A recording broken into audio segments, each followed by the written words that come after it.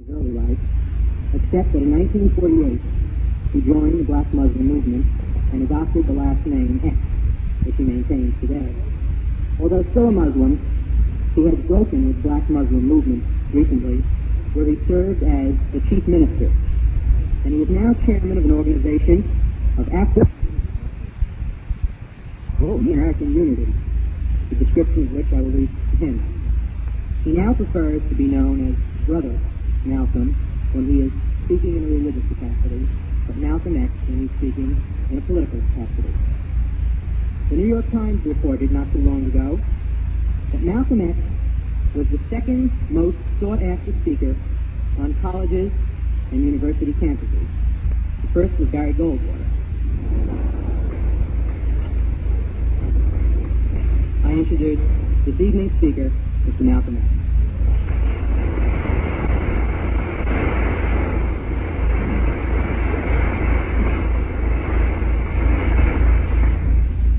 Mr. Moderator, fellow panelists, ladies and gentlemen, I first want to thank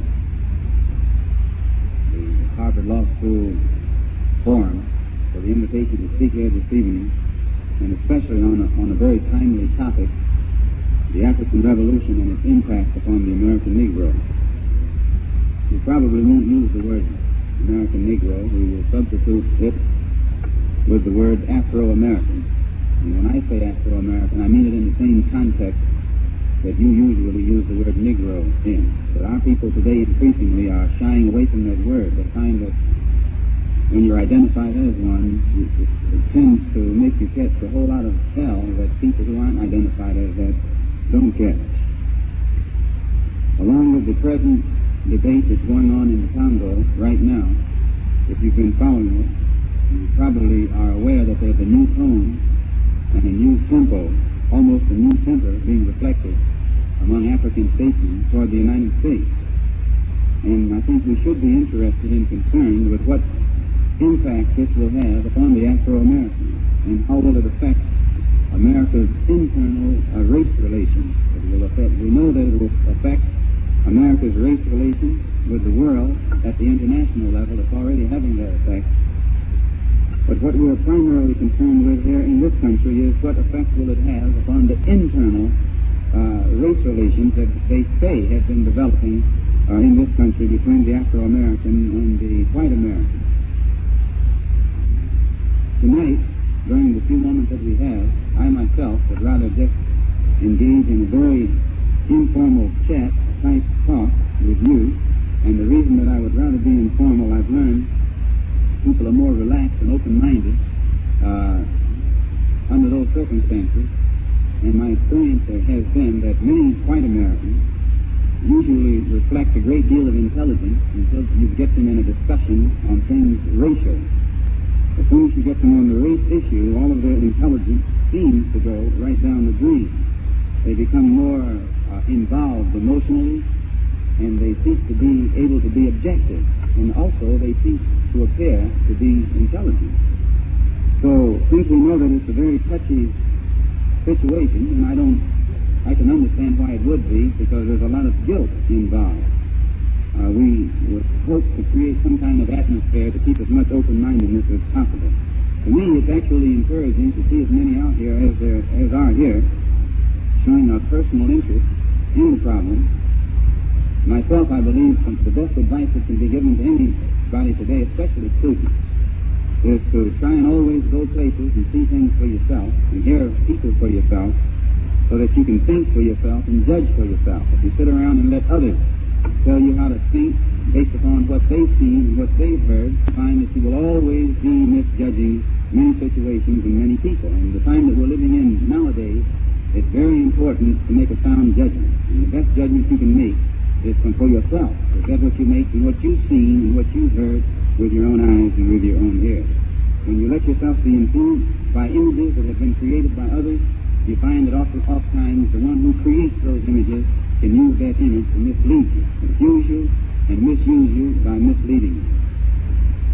A good example, a couple of weeks ago, about a month ago, I was on a plane between Algiers and Geneva, and there were a couple of Americans, white, one male and one female, female sitting to my right. We were all in the same row, and we had a nice conversation going for about 35 or 40 minutes.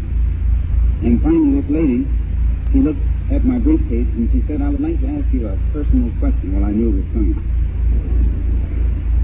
She said, "What kind of last name could you have that begins with X?"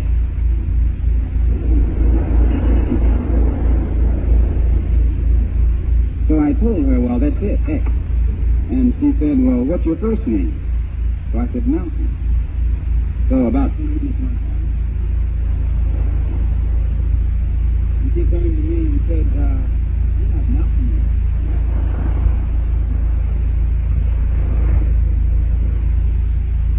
You see, we had had a nice conversation going. Just three human beings. And as soon as, but she couldn't believe that I was the one that she had heard about, because she was looking for the image that had been created by the press. And she said so. She said, "I just wouldn't have believed that you were that man." So I had another similar experience last week in Oxford, at the Oxford Union. We had a debate, and before the debate, several students had dinner together. And there was one girl student that looked kind of cross-eyed, goggle-eyed, and otherwise. And finally, she just told me that she wanted to ask me a question. She said that, I found out she was a conservative too, by the way, whatever that is. And she said that, "I just can't get over you not being like I had expected." So I told her that it's another case of the press again, which is very skillful at creating images. And then I had a similar case last night, experience last night in New York at the United Nations. A friend of mine from Africa came in with a white woman who was involved in some kind of philanthropic foundation over there, you know, there's a lot of them. And she and I was in a conversation for several minutes, and she was standing there. I conversed with her. She was in and out of it. And finally, I heard her whisper to someone off to the side. She didn't think I was listening. She said, she actually said this, "He doesn't look so wild, you know." Now, this was a full-grown, so-called mature woman. But it shows the extent to which the press can create images and have people looking for one thing and actually miss the boat because they're looking for the wrong thing. They were looking for horns. And by horns, I mean they were looking for a man whom they expect to hear say, "We should kill all the white people." As if you could kill all the white people.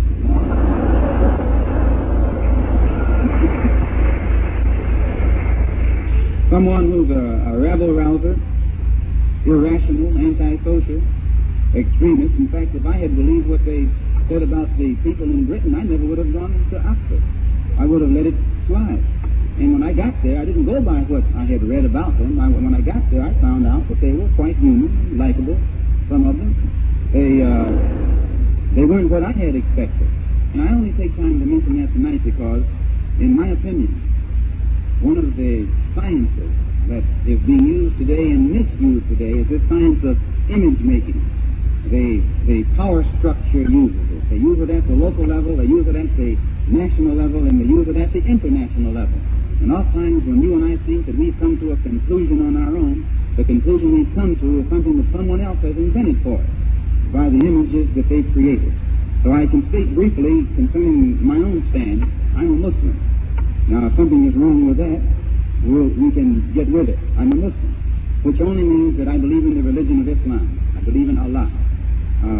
Same God probably that many of you would believe in if you knew more about it. I believe in all of the prophets, from Abraham, Moses, Jesus, Muhammad, and I think most of you yourselves, if you're Jewish, you believe in Moses, you might not take Jesus. And if you're Christians, you believe in Moses and Jesus. Well, I'm a Muslim. I believe in Moses, Jesus, and Muhammad. I believe in all of them. So I think that I'm way up on you in religion. And in the religion that I believe in, we practice prayer, charity, fasting. The things should be practiced in all religions. And so far as the Muslim religion is concerned, another part of it that one must practice if one can is the pilgrimage to the holy city of Mecca, which I was fortunate to make in April, the Hajj in April, and I went back again in September. So insofar as being a Muslim is concerned, as far as I know, I'm a Muslim. I've done what one is supposed to do to be a Muslim, whether he's in Pakistan, Indonesia, Arabia, or some other part of the Muslim world. But usually when the press, the press, they leave out that part because they don't want the public to in any way identify anyone whose views they can't control as being something connected with religion. Despite being a Muslim, I can't overlook the fact that I'm an Afro-American in a country that has a racist society and that practices racism against black people in this country. So there is no religion under the sun that would make me forget the suffering that our people undergo in this country for no reason other than that our skins happen to be black. So whether I'm a Muslim, or Christian, or Buddhist, or Hindu, an atheist, or an agnostic, I would still be on the front line with our people fighting against the racism and segregation in this country at all levels, in North, in the South, and in the East, and in the West.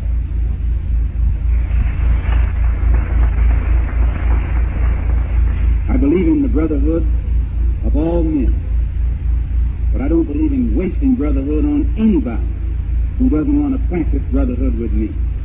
I don't think that brotherhood should be practiced with a man just because his skin is white.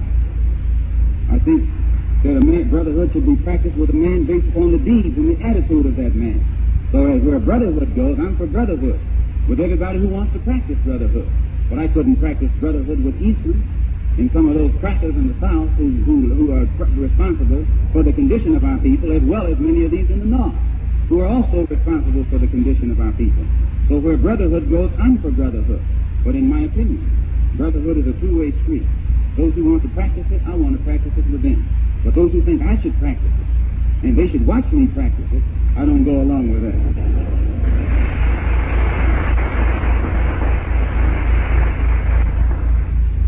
As a Muslim, I'm against every form of racism, not only as a Muslim, as a human being. I'm against every form of racism and segregation, and will unite with anybody who is genuinely involved in a struggle against racism and discrimination. But I don't go for these mediocre efforts, these pronouncements, and then mediocre efforts against racism and discrimination. We don't want to get involved in that. I think that racism is a crime, that it's criminal, and that our people in this country are the chief victims of that crime. And as far as I'm concerned, when a racist comes to practices racism against me, I intend to fight him, not nonviolently. I think that I am justified, and any black man is justified, in fighting in any means necessary, by any means necessary, against anyone who comes to inflict him with any kind of brutal harm whatsoever. And I think that that kind of thinking is increasing among our people in this country, whether people want to hear it or not. You can give out all the peace prizes on earth.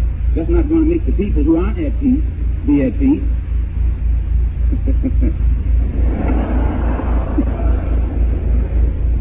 In fact, I might even say, offhandedly, that if I was in a battle following a general, and they started giving him peace prizes before the battle was won and before the war was over, he'd have a lot of trouble out of me. I couldn't accept a prize for peace as a leader of people while my people have no peace. Peace is a two-way street.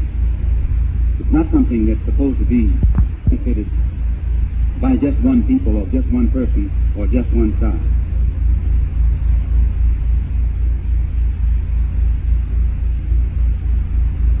The press in this country is used and has been used very skillfully to create images.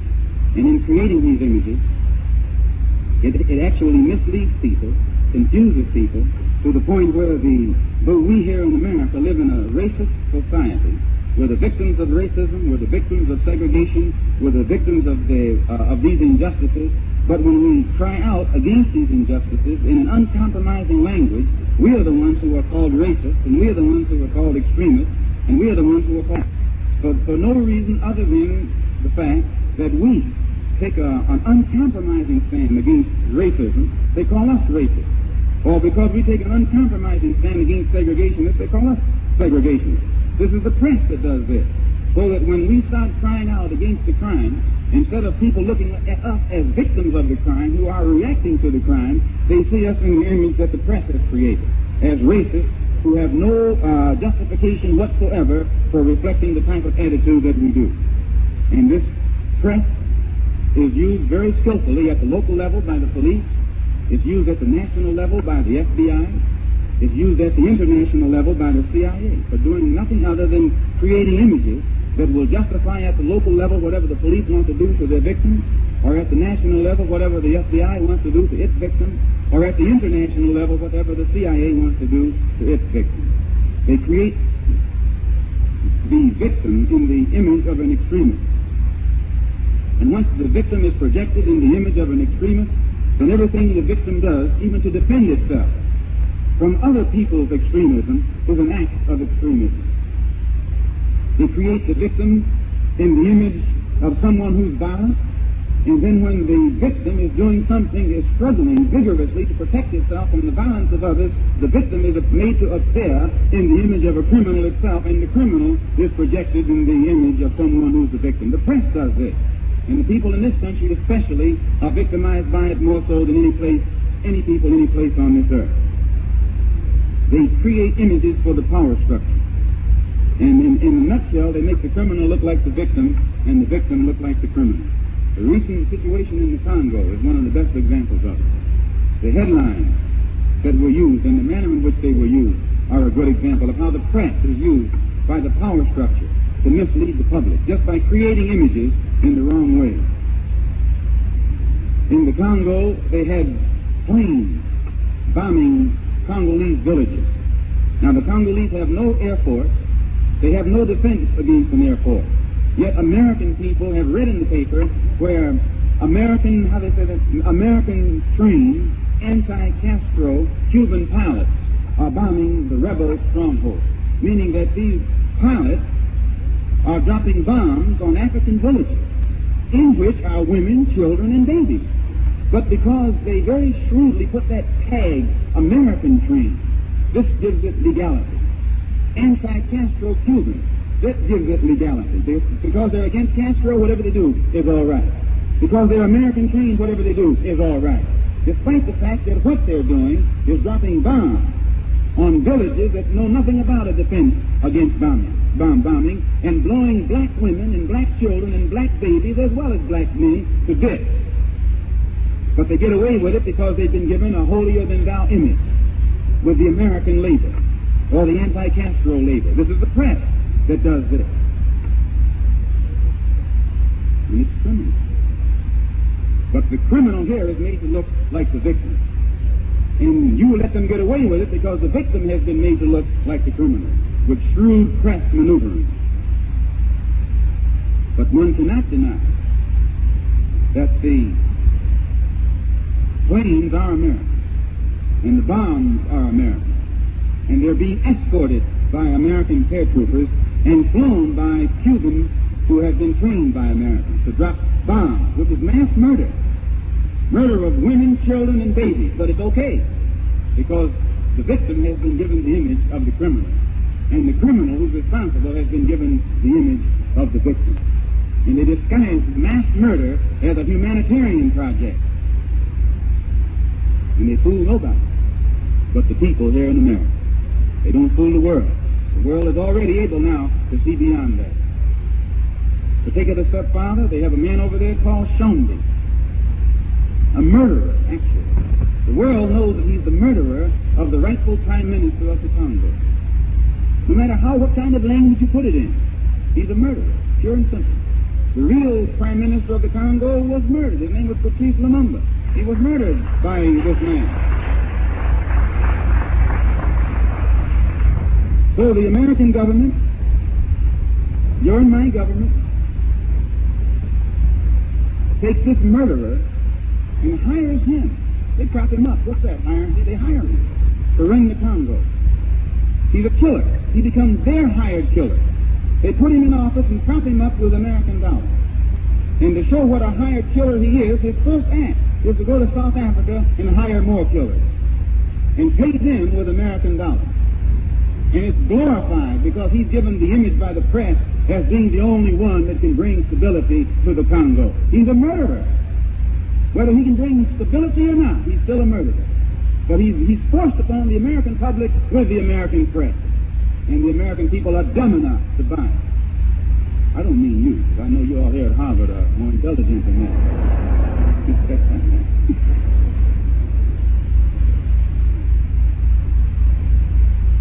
And all of this is condoned only because, again, the press projects this operation as a humanitarian project. When they wanted to bring in the troops a couple of weeks ago, the press again was used. They built up hysteria in the mind of the public in order to get the sympathy of the public and so that they would support the criminal action that they were about to become involved in. The headlines spoke about white hostages. They didn't say hostages. They said white hostages. They didn't say missionaries. They said white missionaries. They didn't say nuns and priests. They said white nuns and priests. Why? They had to get the sympathy of the white public in America. They had to trick up your mind, get your sympathy and your support for the criminal action that they were getting ready to become involved in that Congo. And they tricked, as I say, not you, but the general American public came out with no outcry. But when you read the press, I think you'd have to agree. It would be easy for one to get the impression that Americans consider white lives to be more valuable than black lives. Americans consider 40 white lives more valuable than 4,000 black lives. This is the impression one would get from the press. Because if it was a humanitarian project, it would have been sufficient to say that human beings were being held hostage, that human life is at stake. But there were thousands of Congolese already losing their lives. The mercenaries were shooting them down like cattle. And these mercenaries were paid with American dollars or by American dollars. So I say that the American press has been used to mislead the people, the American people. They've made the murderers look like saints. They've made the victims look like criminals. They've made criminals look like the victims. In fact, they've made the devil look like an angel, and the angels look like devils. And I don't think anybody would deny that when you send chickens out of your barnyard in the morning, at nightfall, those chickens are going to come back home to roost in your barnyard. Chickens that you send out always come back. That's a law of nature. I was an old farm boy myself. I got in trouble saying this once, but it didn't stop me from being a farm boy. When you send your chickens away, your chickens always come back home. Other people's chickens don't come to roost on your doorstep, and yours don't go to roost on theirs. So the chickens that this country is responsible today for sending out, whether the country likes it or not. If you're in any way mature and you look at it like it is, someday soon, they've got to come back home to roost. America, because of her recent policy in the Congo, is being tracked. A friend of mine from Africa who is in a good position to know said that he believes that the United States government is being advised by her worst enemy in the Congo, because never has someone come up with such insane action as this government has been involved in the Congo, especially identifying itself with a man like Shumbi, who is the worst African on earth. You can't find an African on earth that's more hated than Shumbi. And it's a justified hate that they have toward him. He wins no victory. His soldiers have never won a victory. That is, Congolese troops have never won a victory for Shumbi. Every victory that Shumbi has received has been victories that have been won for him by white mercenaries who are hired to kill for him. But the Africans in the Congo who win don't win for the Leopoldville government. They win for the Stanleyville government. Every victory that has been brought about by sheer Congolese soldiering has been brought about for the Stanleyville government because they're fighting for themselves. But the victories for Shumbi are only by outsiders, which only means that the only way you can keep him is keep propping him up. And you got to send more white soldiers and more white soldiers and more white soldiers.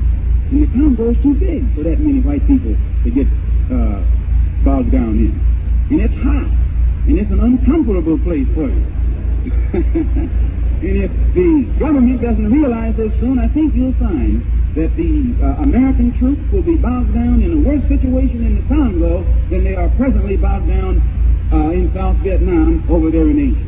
And as an American, at least that's what they told me I was, I'm concerned. I wouldn't like to see our good country get bogged down in the Congo. Shambi himself will never be acceptable to the Congolese people. He'll never be acceptable to the African people. And any African government that supports Shambi will be overturned by the people of that country. There is no African leader in any country that would have the audacity to stand up and support a man like Shambi and not be writing his own doom on the wall. Because the African people are the ones who won't accept a man like Shambi, and the only way you can get an African government to endorse Shambi is to give that African government some American dollars.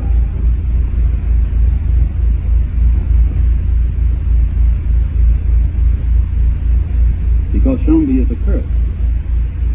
He's an insult to anybody who means right, whether you're black or white. And when Shambi went to Cairo, it caused trouble. When he went to Rome last week, it caused trouble. He went to Germany, it caused trouble. Wherever Shambi goes, it's trouble erupts.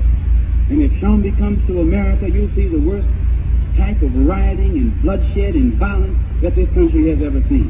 Nobody wants that kind of man in their country. And you can't find any Afro-Americans who would go along with any kind of governmental policy as is being practiced in the Congo right now. It is an insult for black people in this country to vote for a man like Johnson, 97%.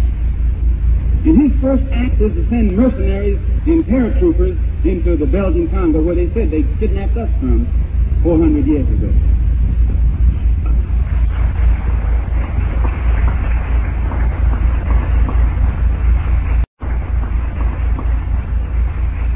So I say, what effect does this have on the Afro-Americans? And what effect will it have on the relationship, the race relationship between Afro-Americans and white Americans in this country? When you pick up the paper, you see the debate that's going on in the UN right now. The Africans, in the most uncompromising language, have been heaping hot fire upon America as a racist and a neo-imperialist, neo-colonialist power par excellence. And they have never used this language in condemning the United States before. They've never named the United States. But they are beginning to tie, for the first time, the criminal acts that are being practiced by racism in the Congo with the actions in Mississippi and Alabama and other places. And they're pointed out that the white people in America, at least the government, but when I say this, I don't mean all white people, but most of them, the government itself has shown just as much disregard for lives wrapped in black skin in the Congo as it shows for lives wrapped in black skin in Mississippi, Alabama, and other places in this country. So when the Africans begin to identify their problem with our problem, and we begin to identify our problem with their problem, what effect will this have upon what is called improving race relations between white and black in this country? Many people will tell you that the black man in this country doesn't identify with Africa, and I hear many white people who try and make themselves believe that. Before 1959, many of us didn't. But before 1959, the image of Africa was created by an enemy of Africa. Africans weren't in a position to create and project their own image. The image was created by the colonial powers from Europe. In other words, it was the Europeans that created the image of Africa and projected the image of Africa and the Africans throughout the world. And the image that the Europeans created of Africa was negative. It was created and projected as a jungle, a wild place, where the people were cannibals and naked and savage, and that the countryside was overrun with dangerous animals. The image of Africa and the African was made hateful. It was made so hateful that 22 million Afro-Americans in this country wouldn't identify with it, only because the only image we had of it was something that no one would want to be identified with. And that image was created by an enemy. We didn't realize at that time that in being made to hate Africa, and in being made to hate the African, we were being made to hate ourselves. You can't hate your root, or the roots of and not hate the tree. You can't hate your origin and not end up hating yourself. And we certainly can't hate Africa and at the same time learn how to love ourselves. And these people knew this. Connect the pulse, the voice, the very life drive that is reflected today in the attitude between white and black in this country. Many people will tell you that the black man in this country doesn't identify with Africa. And I hear many white people who try and make themselves believe that. In 1959, many of us couldn't. But before 1959, the image of Africa was created by an enemy of Africa. Africans weren't in a position to create and project their own image. The image was created by the colonial powers from Europe. In other words, it was the Europeans that created the image of Africa and projected the image of Africa and the Africans throughout the world. And the image that the Europeans created of Africa was negative. It was created and projected as a jungle, a wild place, where the people were cannibals and naked and savage, and that the countryside was overrun with dangerous animals. The image of Africa and the African was made hateful. It was made so hateful that 22 million Afro-Americans in this country wouldn't identify with it. Only because the only image we had of it was something that no one would want to be identified with. And that image was created by an enemy. We didn't realize at that time that in being made to hate Africa, and in being made to hate the African, we were at that time, that in being made to hate Africa, and in being made to hate the African, we were being made to hate ourselves. You can't hate your root, or the roots of the, and not hate the tree. You can't hate your origin and not end up hating yourself. And we certainly can't hate Africa and at the same time learn how to love ourselves. And these people knew this. So they created an image of our past that we refused to be identified with. We hated the African features that we ourselves had. Our nose was hated. The shape of our nose, we hated. The shape of our lips, we hated. The color of our skin, we hated. The texture of our hair, we hated. And in hating it, we ended up hating ourselves. Our skin became a trap, a prison. We felt inferior, inadequate, and helpless. And all of this resulted from the image that had been created for us of Africa. And it was an image that wasn't created by Africans nor us, but it was an image that was created by the enemy of Africa and someone who was an enemy to us. And since 1959, that has been changing. Because since 1959, the African states have begun to emerge and get independent. And as soon as they have gotten independence, it puts them in a position to project a positive image. And as the image of Africa began to change from negative to positive, the image of the black man in America began to change from negative to positive. The action and behavior of the black man in America began to change from negative to positive. Whereas we used to be frightened, you find increasingly there was less fright reflected in the behavior patterns of the black man in America. Why? Because he looks at something now that he can identify with. Many of them don't even realize that they identify with that. Subconsciously, there's that connection.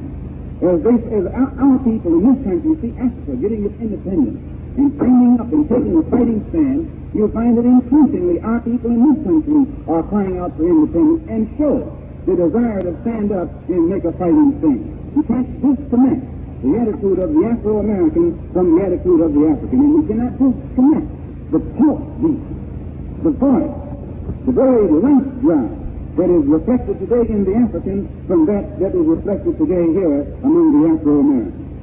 And the only way you can really understand the black man in America and what's happening in the heart and mind of the black man in America is to fully understand what's happening in the heart and mind of the black man on the African continent. Because it's the same heart and it's the same mind.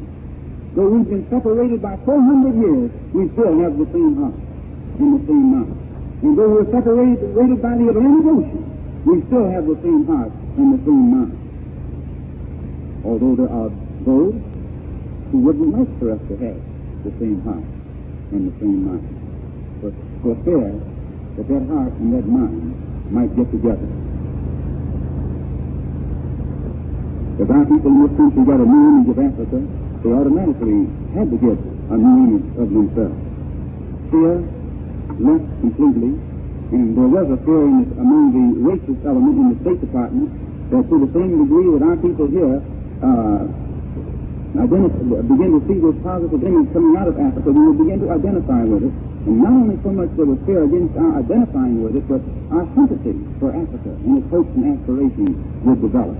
And the real fear was that this identity, this sympathy, would develop into a form of allegiance, wherein we would have a stronger allegiance for Africa's hopes and aspirations than we would have for America's hopes and aspirations. And you are students. You'd be out of your mind if you couldn't see for yourself that we of African heritage and African blood, who have been rejected by the American society, It's only natural for us to turn in another direction. When I say rejected by American society, despite all of those pretty words and pretty bills and pretty this and pretty that, we live in a society that has rejected us completely for no reason other than we happen to be of African ancestry. So it's only natural to expect us today to turn and look in the direction of our homeland and of our motherland and see can we make any contact over there. When we go back to 1939,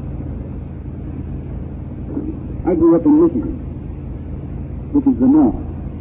And in the city where I lived, a place called Lansing, it was typical of most cities in this country in those days. A black man who had a good job with shiny shoes, or he was waiting tables. He usually had the best job if he could wait table at the country club, as is the case in most of the cities. And in those days, if he worked at the state house, not on an executive job or a clerical job or in some capacity such as that, but if he worked for shiny shoes, he was considered a big shot in the town. This was the black man, the Afro-American. He was a waiter. He couldn't even get a job in a factory in those days, and Michigan was a factory state. And it was only when Hitler went on the rampage in 1939, and this country got caught in a manpower shortage, that then the black man was permitted into the factory to get a shot at better jobs. He never was permitted in out of the goodwill of Uncle Sam. He was permitted to step forward only when Uncle Sam had his back to the wall and needed it. And at the time that the war started in 1939 and 40 and 41, a black man in this country couldn't even join the army or the navy. And when they were drafting, they weren't drafting black soldiers. They were only drafting white. And I think it was well agreed upon and understood that there was a fear. But if you let the black man get in there and get a hold of a gun and learn how to shoot it, you wouldn't have to tell him what the target was.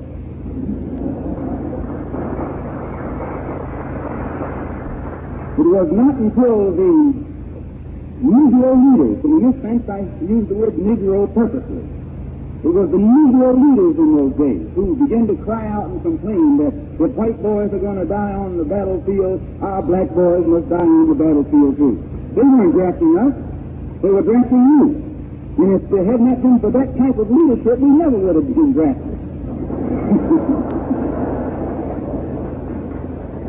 They just wanted to show that we were good enough to die too, although we weren't good enough to join the Army and join the Navy prior to that time. During that period when Hitler and Tojo were on the rampage, the black man was needed in the plant, and for the first time in the history of America, we were given an opportunity on a large scale to get skills, some type of skills in areas that were close to us prior to that. When we got these skills, we were put in a position to make more money. We made more money, we could live in a better neighborhood. When we moved to a better neighborhood, we were able to go to a better school and get a better education. And this put us in a position to know what we hadn't been getting up to that time. And then we began to cry a little louder than we had ever cried before. But it never was out of Uncle Sam's goodwill. We never made one step forward until world pressure had Uncle Sam on the spot. And when he was on the spot, he let us take a couple of steps forward, and we have never taken any steps forward in this country. Pressure had this country on the spot. It has never been out of any internal sense of morality or legality or humanism. You have been just as cold as an icicle when it comes to the rights of the black man in this country.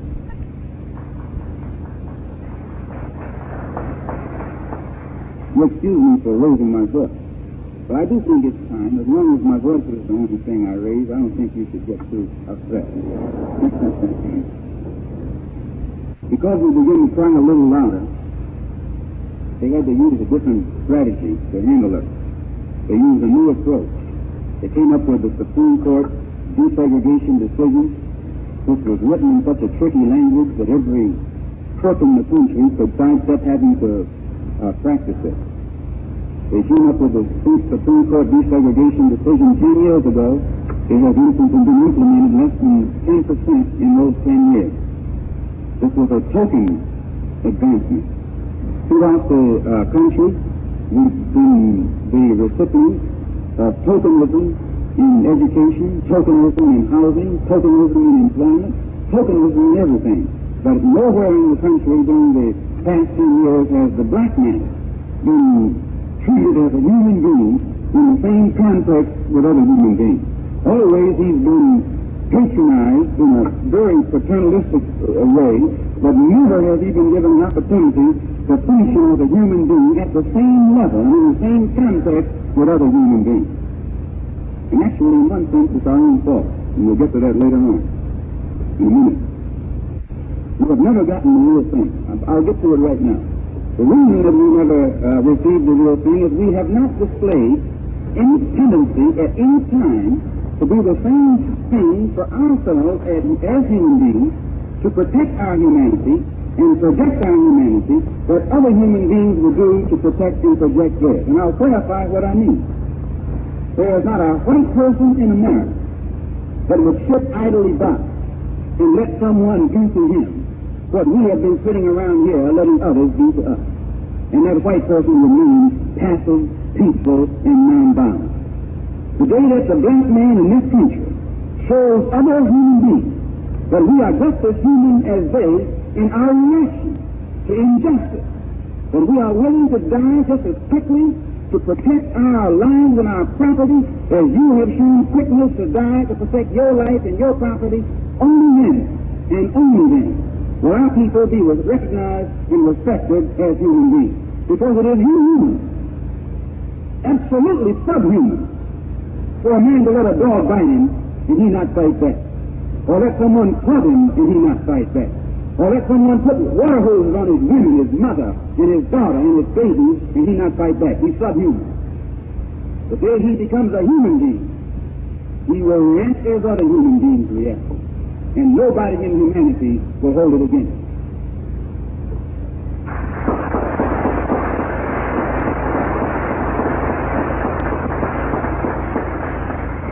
So I show you my conclusion that in 1959, at the same time that we were faced with this problem wherein the government had to come up with a lot of tokenism and different maneuvers, smiles and promises to try and hold the what they call the Negro revolt in check. At the same time, in 1959, the colonialism that was practiced by the European powers was collapsing in the African continent. Our struggle and our initiative and our militancy was in tune with the struggle and the initiative and the militancy that was being reflected by our brothers on the African continent. When the colonial powers saw that they couldn't stay in Africa anymore, it's like somebody that's playing basketball. When he gets boxed in, he has to pass the ball to a teammate who's in the cliff. The colonial powers were boxed in on the African continent. They didn't intend to give up the ball. They just passed it to the one that was in the cliff. And the one that was in the cliff was the United States. And the ball was passed to her. And she picked up that ball and has been running it like mad ever since. See, her presence on the African continent has replaced the imperialism and colonialism of Europeans, but it's still imperialism and it's still colonialism. And they had fooled many of the Africans into thinking that they weren't an imperialistic power or colonial power or had these intentions until their hand was revealed when they took and hired this killer named Shanley and put him back in the Congo. And nothing that America could ever have done could have awakened the Africans to her true intentions as her dealings with this murderer named Shanley. They knew that Africa in 59 was waking up, that it was developing a higher degree of intelligence than was reflected in the past. So they knew they had to use a more intelligent approach. They used a friendly approach with the Peace Corps and the Crossroads and other kind of benevolent, philanthropic acts of humanitarianism. Actually, they disguised their imperialism and colonialism with dollarism. They exchanged it. They were not honest in what they were doing. They were. That doesn't mean that those in the Peace Corps weren't honest. But those that were using it for political purposes more so than for moral purposes. I met many white Peace Corps workers on the African continent while I was there. Many of them were properly motivated and were making a great contribution. But the idea itself, if it were properly motivated by the government that's behind it, then they would have been just as interested in people over here with black skin as they are with people over there with black skin. Peace Corps will never work over there until they work some of it over here. So in my conclusion, I just point these things out that in 1964, on this side of the water, they came up with more tricks. They come up with a thing that they call the Civil Rights Bill, supposedly a thing that they call the Civil Rights Bill. Supposedly the farm was passed, 3 of the civil rights workers were murdered. Nothing has been done about it, and I say nothing has been done about it, and nothing will be done about it until the people themselves do something about it. I, for one, think that the best way to stop the Ku Klux Klan is talk to the Ku Klux Klan in the only language that it understands. You can't talk French to someone who speaks German and communicate. You have to find out what language a person speaks. And when you know their language and speak their language and you communicate, you get your point across. And these racists only know one language. And it is doing the black man in this country an injustice to expect him to talk the language of peace to people who don't know the peaceful language. No. Our people must, in order to get any kind of point across, speak to those people there in the only language that they understand. And we're getting into an area right now where the black man in this country is capable and qualified to learn how to speak whatever language the racists speak. The government can't protect us. The government has not protected us. And it's time for us to do whatever is necessary by any means necessary to protect ourselves. And if this government doesn't want us running around here wild and acting like that, then I say let the government get up off its whatever it's on and take care of itself.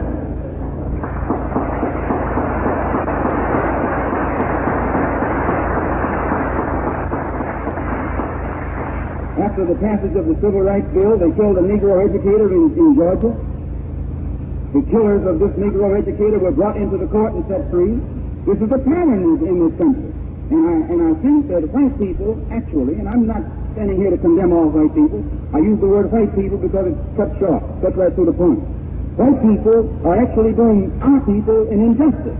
If you even think that we should sit around and slowly wait for the long wheels of legislative process and Emancipation Proclamation and Supreme Court to come down with decisions where our rights and our lives and our property are concerned. You are doing us an injustice if you expect us to do this when you wouldn't do it yourself. If someone come knocking on your door with a rifle, you'd walk out of your door with a rifle. And the black man in this country is getting ready to do the same thing. I say in my conclusion that our problem will cease to be a Negro problem. It has ceased to be an American problem. It has now become a world problem, a problem for humanity. It's a human problem.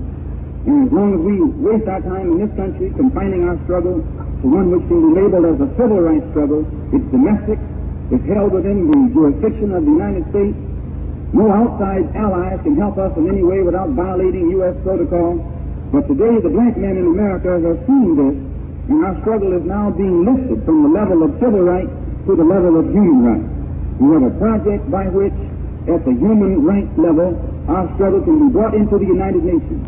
And the United States government can be condemned in legal language as being in the same category as South Africa and Portugal and these other racist empires. The organization of Afro-American Unity, in line with trying to get our problem before the United Nations at the international level, also has as one of its immediate projects at the local level or internal level, a program wherein we will work with all the existing civil rights organizations, since they've been talking about minimizing now their demonstrations and other things and becoming involved in political action. We want to see if they need it. We will become very smooth to make certain that black people in this country are given maximum opportunity to become registered, but we also believe that along with that voter registration should go some voter education, that our people should be educated in the science of politics so that the crooked politicians can exploit us after we put ourselves in a position to become active politically. But we believe that in every area of this country where workers, such as those 3 who were trying to get black people registered in Mississippi, every area of this country where young students go out to get on the battlefront, and that's what it actually is, it's a battlefront. Every area where they go out to get on that battlefront, we feel in the organization of Afro-American Unity that they should be provided with units, self-defense units, brothers who know how to defend them.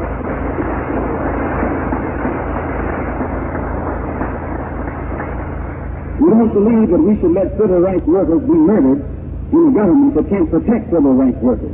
We believe that if the government can't do it, then we should do it. And even in the Christian Bible it says, he that kills with the sword should be killed by the sword. And I'm not against it. I'm for peace. But I believe that any man who's facing death should be able to go to any extent to see that who's trying to kill him doesn't have a chance to do it. support every civil rights group plan for political action, as long as it doesn't compromise, but we don't believe that we should be the victims any longer. We believe that we should let the world know that bloodshed, we should let the Ku Klux Klan know that bloodshed is a two-way street, that dying is a two-way street, that killing is a two-way street. I say it in as peaceful language as I know how, but there was another man back in history, an old friend of mine that I read about once, named Hamlet. He was concerned in a sense with the same thing that our people are concerned with here in America. And he was contemplating what to do in the words to be or not to be. That was the question. He was trying to figure out whether it was nobler in the mind of man to suffer, peacefully, the slings and arrows of outrageous fortune. And as long as he suffered, then he'd still be suffering. Or whether it was nobler to take up arms and by opposing end them. And I think that his little soliloquy answered itself. As long as you sit around here suffering slings and arrows, you'll be suffering out. As long as you sit around here afraid to use some slings and arrows, you'll be suffering the rest of your life. But today, we have come to the conclusion that it is time to take up whatever is necessary, by any means necessary, to bring these sufferings to a halt. Thank you.